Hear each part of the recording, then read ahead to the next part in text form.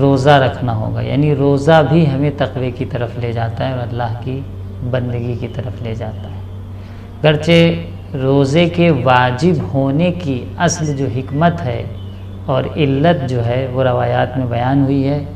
حدیث ہے امام حسین علیہ السلام سے کہ آپ سے جب پوچھا گیا کہ روزہ کیوں واجب ہوا ہے تو آپ نے فرمایا کہ لما سئل عن علت وجوب الصوم، جب پوچھا گیا کہ روزہ کیوں واجب ہوا ہے تو آپ نے فرمایا کہ لیجد الغنی مس الجوع، جو مالدار افراد ہیں وہ بھوک کا احساس کریں، بھوک کی سختی کو ترک کریں، فیعود بالفضل علی المساکین، اور جب انہیں بھوک کی سختی کا احساس ہوگا، بھوک اور پیاس کا احساس ہوگا تو پھر وہ مساکین پر، ضرورت مندوں پر، غریبوں پر، فقراء پر احسان کریں گے اور ان کے اوپر انفاق کریں گے۔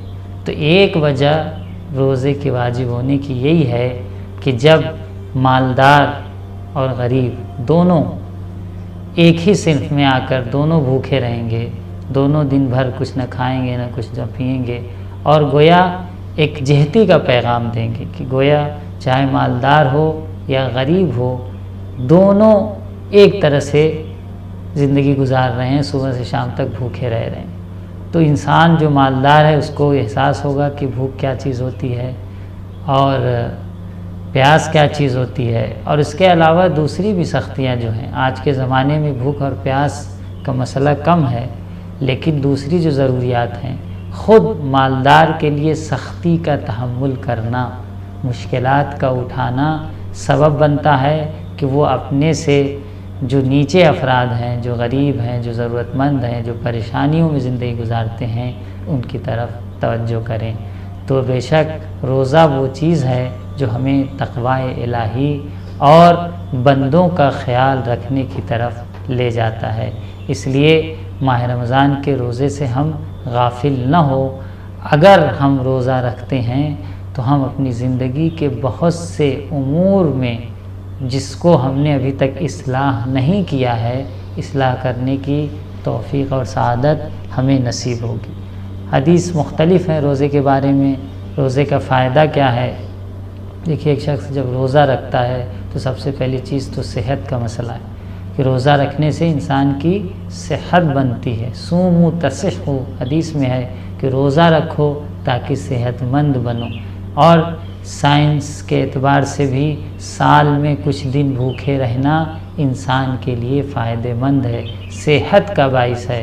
تو یہ اللہ نے اگر روزہ ہم پر واجب کیا ہے تو اس میں حکمتیں چھپی ہوئی ہیں، اور یہ مہینہ جو ہے، مہینے ماہ رمضان کا جو مہینہ ہے، ماہ رمضان، اس مہینے میں آپ یہ دیکھیے کہ اللہ نے اپنی بندگی کے لیے، اپنی اطاعت کے لیے، اپنی رحمتوں کی حصول کے لیے ہمارے لیے دسترخوان بچھا رکھا ہے، اور خدا یہ چاہتا ہے کہ ہمارے بندے ہماری طرف آئیں۔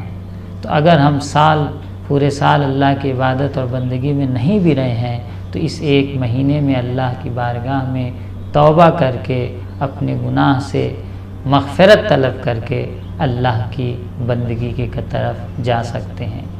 اور یہ بھی سن لیں کہ روزہ رکھنے کا مقصد صرف بھوکے رہنا نہیں ہے۔ بہت سے لوگ یہ سوچتے ہیں کہ صبح سے شام تک ہم بھوکے رہ لیں اور گویا ہم نے روزے کا جو مقصد ہے وہ ادا کر لیا۔ نہیں، روزے کا مقصد بے شک بھوکے رہنا، بھوکا اور پیاسا رہنا انسان کے لیے واجب ادا کرنے کا باعث بنے گا کہ اس کا جو واجب ہے اس نے ادا کر لیا ہے، لیکن حقیقت روزہ میرے عزیزوں یہ ہے کہ ہمارا تمام وجود روزے سے ہو، زبان بھی روزہ ہو، کان بھی روزہ ہو، آنکھیں بھی روزہ ہوں، ہاتھ اور پیر بھی روزہ ہوں، یعنی آنکھوں سے کوئی حرام کام نہ کریں، کانوں سے غیبت نہ سنیں، زبان سے کسی کی برائی نہ کریں، ہاتھوں سے کسی پر ظلم نہ کریں، پیر سے کسی غلط کام کی طرف نہ جائیں۔ جب ہمارا تمام وجود روزے کی طرف جائے گا، اللہ کی عبادت کی طرف جائے گا، تو یہ ایک مہینہ انسان کو اپنے کو اصلاح کرنے کے لیے، اللہ کی بندگی کرنے کے لیے کافی ہے کہ انسان اس طریقے سے اللہ کی بندگی کی طرف جائے، کیونکہ جو شخص 30 دن تک کوئی عمل قاعدے سے انجام دے گا اور پابندی سے انجام دے گا، یقیناً اسے توفیق ہوگی کہ پورے سال پھر وہ اپنے امور کی اور اپنے اعمال کی اصلاح کرے۔ تو روزہ صرف اور صرف بھوکے رہنا نہیں ہے۔ ہماری تاریخ میں یہ بھی ملتا ہے کہ ایک خاتون تھی اور پیغمبر گرامی اسلام گزر رہے تھے، کہا کہ یہ خاتون روزہ ہیں، تو پیغمبر نے کہا تم روزہ ہو؟ کہا میں روزہ ہوں۔ کہا تم کیسے روزہ ہو جبکہ تم نے گوشت کھا رکھا ہے؟ کہا نہیں میں نے گوشت نہیں کھایا ہے۔ کہا تم الٹی کرو۔ جب الٹی کیا تو گوشت کے ٹکڑے باہر آئے، تو اس نے پوچھا، کیونکہ پیغمبر ہیں، معصوم ہیں، تجسم اعمال جو ہمارے یہاں ہے کہ ہمارے اعمال، جو اعمال کی سزا ہے یا جو اعمال کو جس چیز سے تشبیہ کی گئی ہے، ہمارے اعمال اس طریقے سے مجسم ہو سکتے ہیں اور ہوں گے قیامت کے دن۔ تو رسول گرامی اسلام نے اپنی قدرت اور عصمت کے بنیاد پر، اپنی طاقت کی بنیاد پر یہ دکھلایا کہ دیکھو تمہارے اعمال کس طرح سے مجسم ہوتے ہیں، اور کہا کہ تم الٹی کرو۔ جب اس نے الٹی کیا تو گوشت نکلا۔ کہا تم نے غیبت کی ہے، اور غیبت قرآن کیا کہتا ہے کہ اگر تم نے غیبت کی اپنے بھائی کی تو ایحب ان یاکل لحم اخی میتۃ فکرہتموہ، کیا کوئی یہ چاہتا ہے کہ اپنے بھائی کا گوشت کھائے جبکہ وہ مردار ہے؟ تو ایسا نہیں کرتا۔ غیبت کرنے والے کی مثال اپنے بھائی کا گوشت کھانے کی مثال کی طرح دی گئی۔ تو گویا اس عورت نے کیونکہ غیبت کی تھی تو گویا گوشت کھایا اور اعمال تجسم پیدا کر لیا رسول گرامی اسلام کے ارادے سے۔ تو کہنے کا مقصد ہے کہ جب ہم روزہ رکھتے ہیں تو کوشش کریں کہ ہمارے تمام اعمال اور اعضاء و جوارح روزہ ہوں۔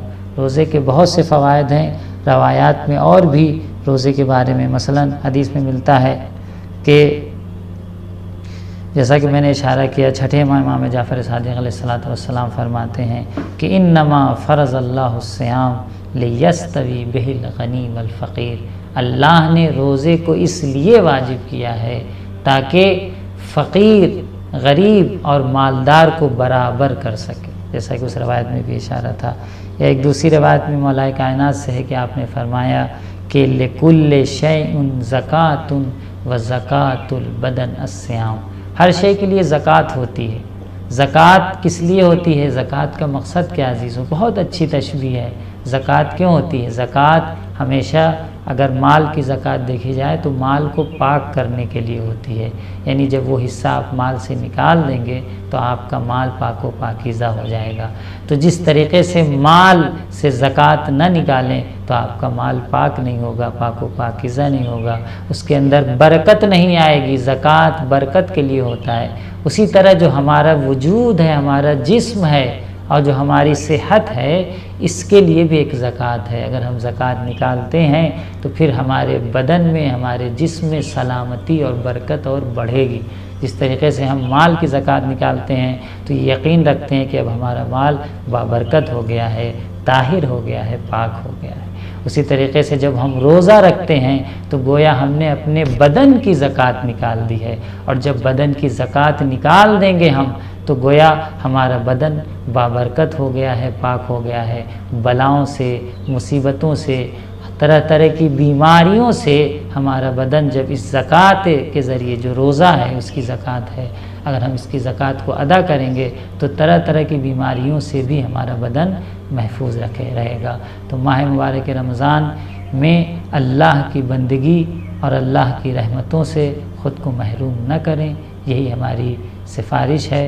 ہم سب مل کر اللہ کی بارگاہ میں حق کے بندگی کی طرح